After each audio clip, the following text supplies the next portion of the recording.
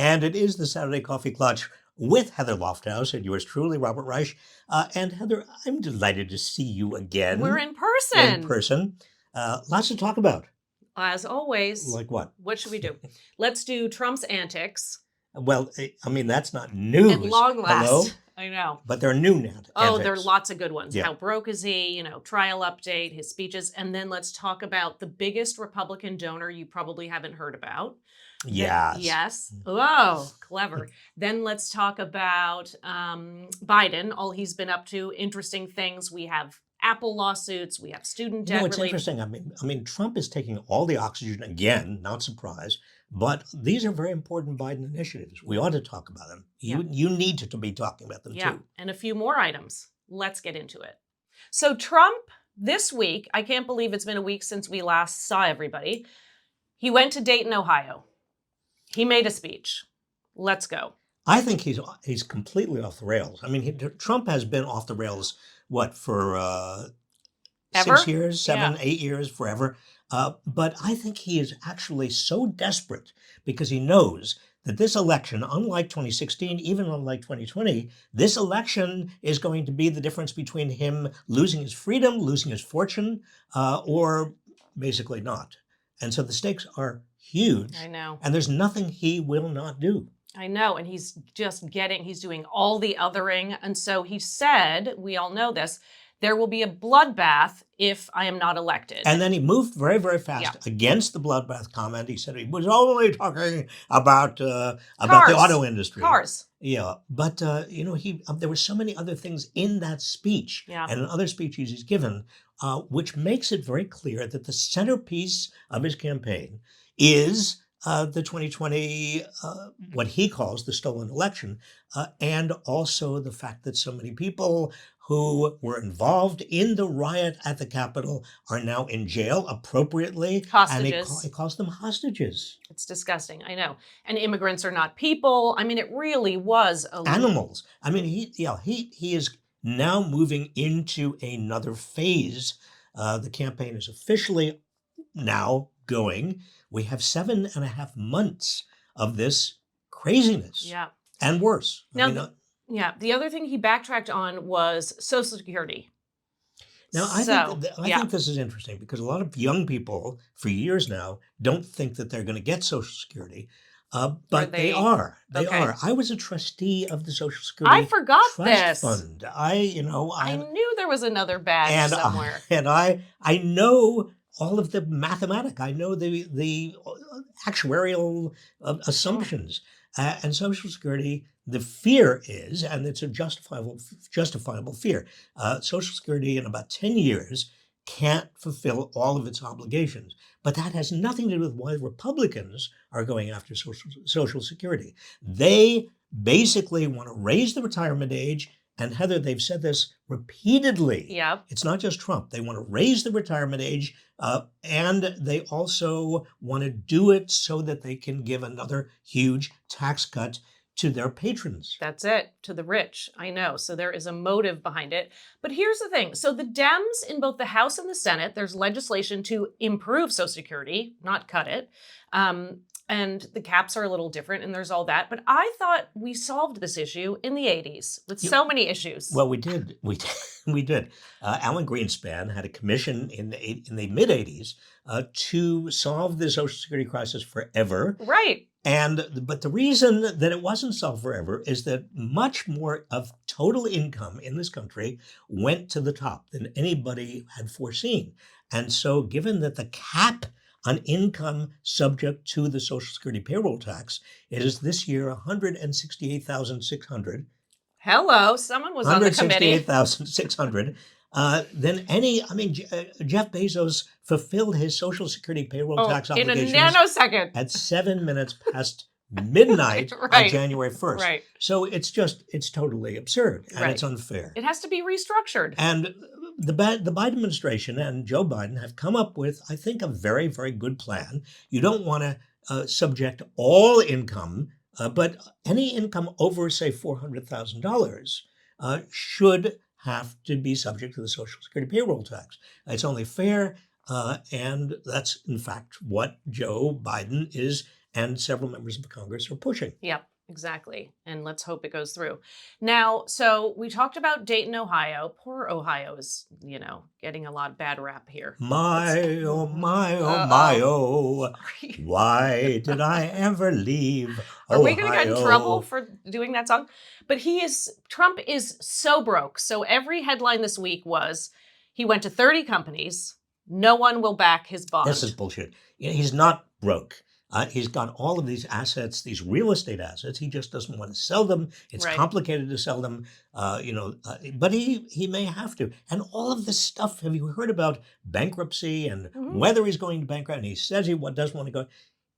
Trump has got to either reorganize under bankruptcy or he's got to sell real estate. Yeah. There's no way around this. But what about the fact that there's this big merger potentially happening in his media portfolio? But it's all so filled, not surprisingly, given Trump, with litigation. I mean, many of the original investors in Trump's social media empire, so-called, they don't like the way Trump has organized the payout. Right. Isn't that surprising? So did he overvalue it? That they are going to make it very difficult for him ever to get his money out, or certainly by the time he's got to put up a bond. I mean, remember, this is all in the context of $93 million bond for E. Jean Carroll, and then somehow $450 million bond toward the investors and lenders that Trump overvalued his properties. Okay, so the other thing is, maybe Jeff Yoss will come to his rescue. Jeff Yoss is the biggest. Tell us about him. Well, he's the biggest Republican investor. $46 million so far in this election, in the election of 2024, and he is he's a billionaire. Right. He is a major investor in TikTok.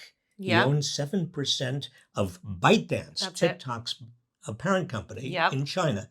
By the way, this shows that American billionaires, there's nothing about a nation that stops them. I mean, they own property all over the world. They have investments all over the world.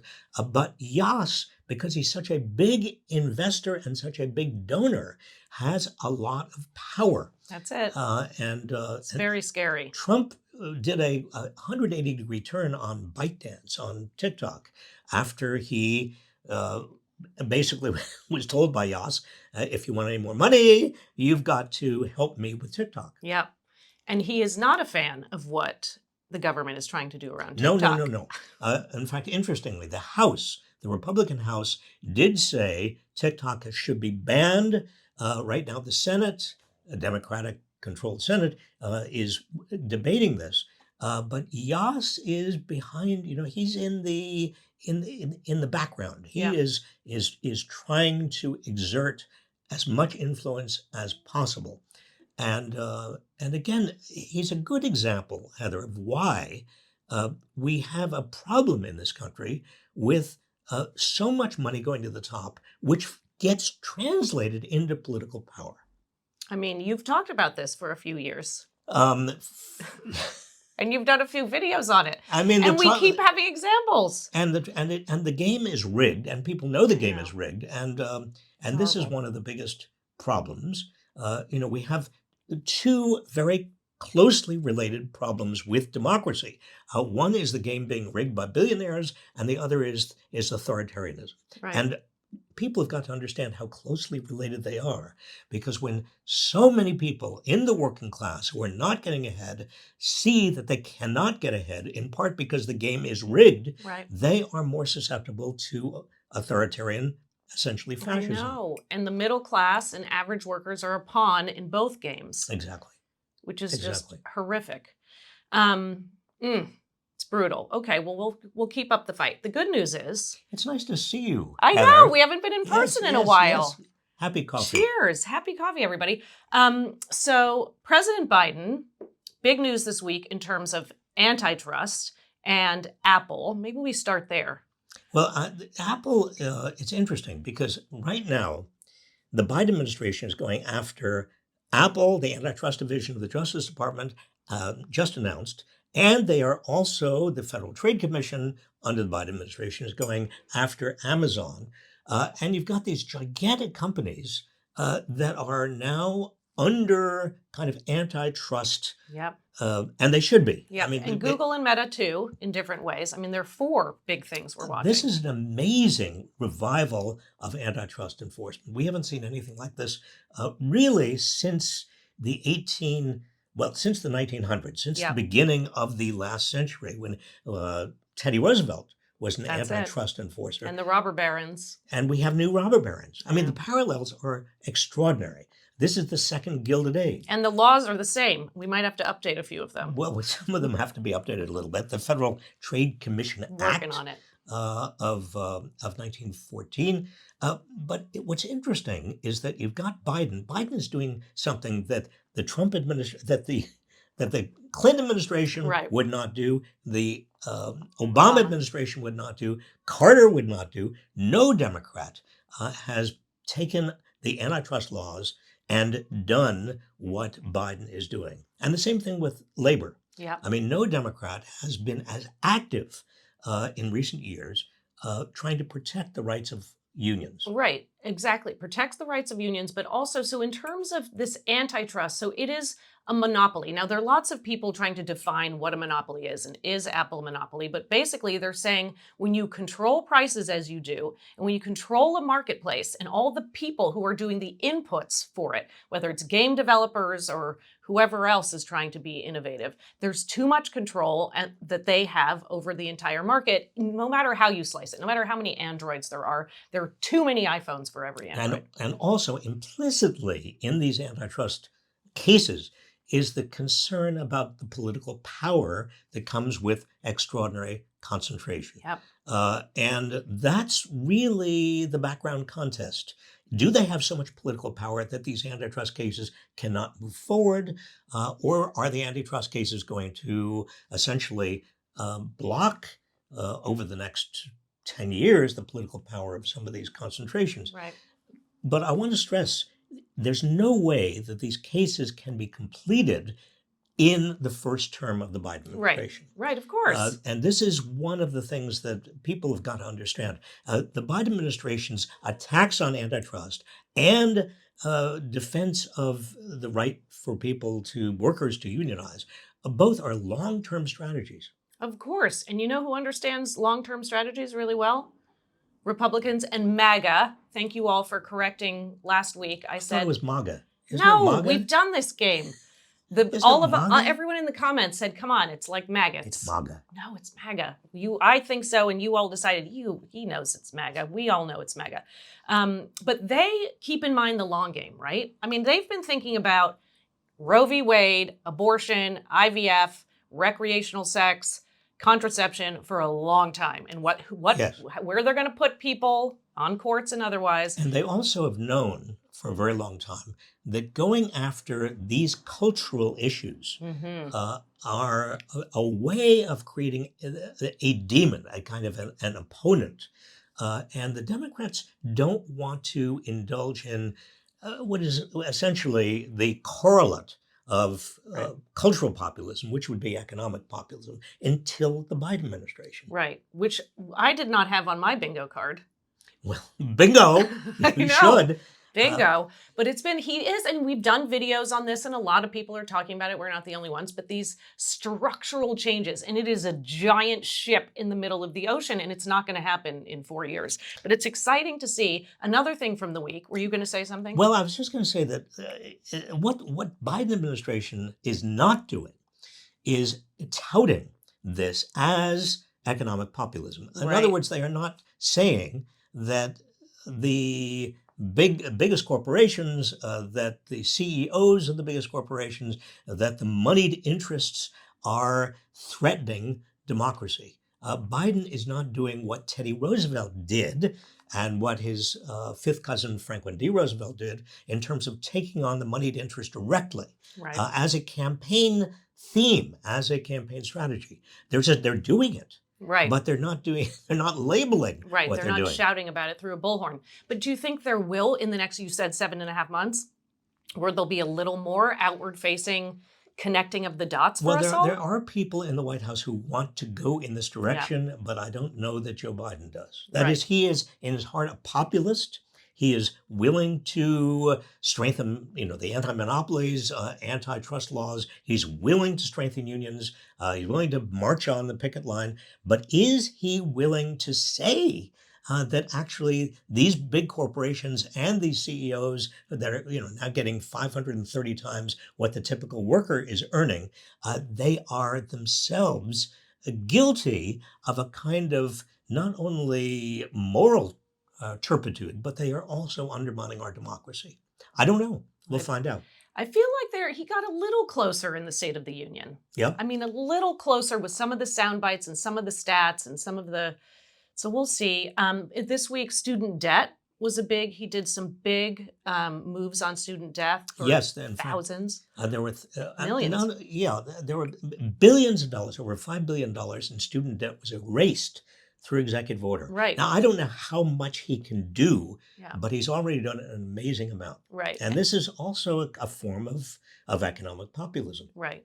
And there were a lot of federal employees and other kind of public, servants who were in the mix, firefighters and teachers. I mean, it's a really good thing. I think it was 77,000. I can't remember. I think it was about 77,000. People benefited. Also taking on housing Yeah. in terms of these zoning rules at the state and local level, mostly local level, that are exclusionary. And he's taking on exclusionary zoning. Again, a longer term, much longer term proposition, Right. but very populist. But he hasn't mentioned private equity and hedge funds yet. Not yet. Not yet. Not yet. There's But, time. But let's just pause there for a second, Yeah. because a lot of people don't know that private equity and hedge funds have been buying up a lot of residential real estate in this country, making really as a ploy, and it is a ploy, to drive up market prices. Oh, That's yeah. one of the reasons that real estate is so expensive, Right. particularly in some regions of the South. Yep. And those are single family homes and multifamily homes. I saw some scary statistics that said they could own up to a quarter of all property in the next 10 So 15 years. this is our advice to the Biden administration. Make It is. sure people understand that you're going after private equity and these hedge funds that are buying up all this property. Will you Right. please? It's good Thank you. politics. Thank you. The other thing this week was realtors are no longer going to be charging for sure 6% commission. There was a big lawsuit, and that was an interesting win. Now, that's different than what the Biden administration has been doing, but it's still notable in terms of a shifting economy that takes into account individuals and practices that are not, on the side of the individual, right? Absolutely. And that the financialization of the economy over the last 40 years has been one of the major forces that have been pushing more and more money to the top. Yep. And every time you take on that financialization, Yeah. every time you, whether it's the administration directly or indirectly pushing, or the states, some states are doing a very good job. California, for example, you are helping restore the American middle class, and you're That's it. helping the working class. That's it. I read something the other day too about in terms of political communication and what we're saying and who Trump is and who Biden is, and we need to be doing less about who the people are and more, obviously, about what the ideologies and the actual policies are. I was thinking about this the other day. In the year 2000, when Al Gore was running for office, there was a 2-week period. Anybody remember this? When Al Gore said the real issue here is a contest between the people and the powerful. Oh yeah, I do remember. Was that And 2020? That was 2020. That was 2000. No. Yeah. And in that 2000 election, Al Gore, during those 2-week periods, when he actually talked about it being a contest between the people and the powerful, his ratings went it was a goodie. soaring. And then he stopped. Yeah. Well, got too close. The moth got too close to the flame. But I can't emphasize enough. This is what people believe. They know. understand.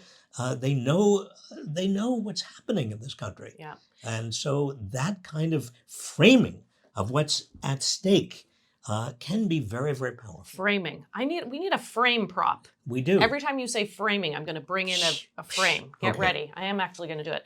Okay, so, today is, dun dun dun dun, the 14th anniversary of Obamacare.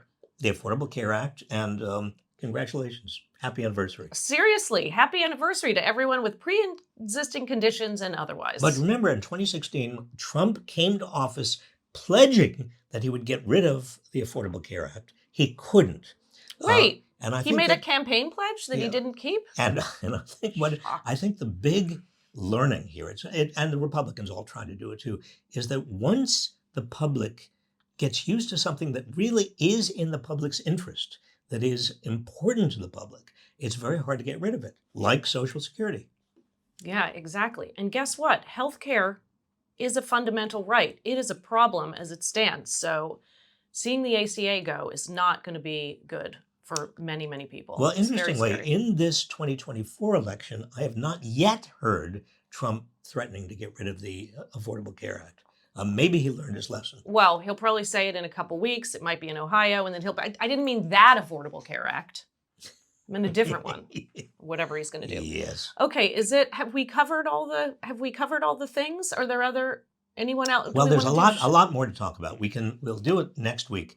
Heather, it's really nice to see you. It's good to see you. We're back in person. Yes, and thank you to everyone for listening and putting great things in the comments that we pay attention to, like how to say MAGA. And before we leave, I do want to welcome to the world Javi Akash Isaacson, Carol and John 25th anniversary, and also happy birthday, Sasha. All of you have a great week. We'll see you next week.